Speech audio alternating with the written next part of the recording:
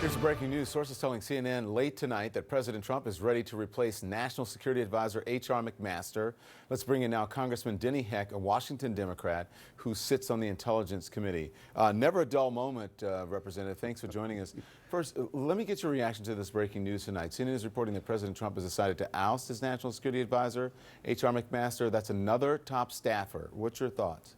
Revolving door and musical chairs over at the White House that's gripped by chaos. It's troublesome, especially on the national security front.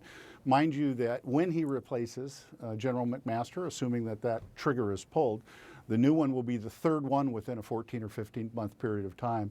So I'm from Washington State, Don, and I literally pray that General Mattis, Secretary of Defense Mattis, hangs on as, frankly, kind of a bastion of stability in this sea of chaos. How is this going to affect an administration already plagued by chaos and staff turnovers and on and on? Well, it's just very, very hard to get a sense of where we're going with respect to national security thing. We've had these institutions evolve and develop over time, and for good reason. They sustain us. They provide us with stability. And again, this kind of revolving a door approach to some of these most sensitive of all positions isn't healthy at all for us, especially when we're dealing with an emerging issue with China, when we're dealing with the threat of North Korea and them nuclear arming themselves, and we're dealing with the ongoing existential threat of Russia engaging in a war of disinformation against us and actually even attacking and murdering individuals on England's soil. Yeah. Now let's get to the news. Another big news story now, that Special Counsel Robert Mueller has subpoenaed the Trump Organization for business documents. How do you read that? What is Mueller after? So I thought Bob Bennett earlier on the program said it well. There are two laws of investigations. The first of which is it's not usually the underlying crime that gets you, it's the cover-up. And the second law is follow the money. And obviously Bob Mueller is following the money now. It is inconceivable to me, and I'm not a lawyer, Don, but it's inconceivable to me that he has taken this step without some very specific purpose in mind, without having some information that is a predicate for that which he is after. Over the past few months, you've been very vocal about the fact that Congress hasn't done enough to enforce sanctions on Russia for interfering in the 2016 elections. But today, the Trump administration imposed sanctions on a series of Russian individuals and organizations, finally meeting the congressional mandate issued in July. Are you satisfied with this step? Well, he didn't meet the congressional mandate whatsoever, Don. I'd use the oldest of cliches. It was a day late and a dollar short.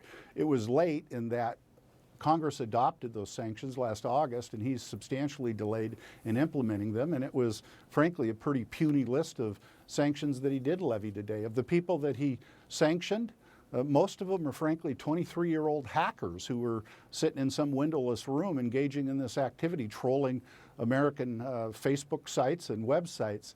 The fact of the matter is we're going to continue to get this behavior from Putin until he's made to pay a price. And you're not going to get him to pay a price going through 23-year-old hackers. What you have to do, and what my disarm bill that we talked about last week does, is get at the oligarchs. Get the oligarchs around him to tell him this is putting the squeeze on us and we need to stop this behavior. And we're not yet putting the squeeze on Putin. Are you saying he's doing the least that he can do and sort of putting a shiny object over here to take the headlines off of the Russia investigation or off of Stormy Daniels or what have you?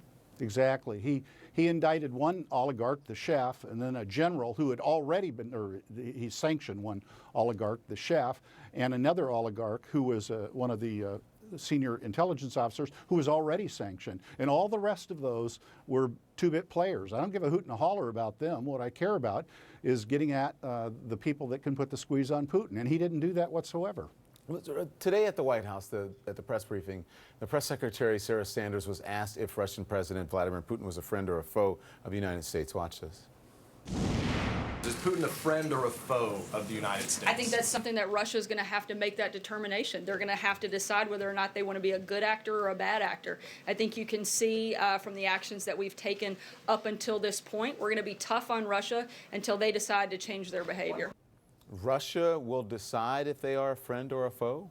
No, we decided. We decided last summer when, again, Don, we voted 517 to 5 to levy sanctions against Russia because they've been acting in a highly adversarial fashion. They not only hacked our election, they not only interfered with our democracy and other Western democracies, but they now have resorted to actually murdering people on Western democratic soil. Yeah.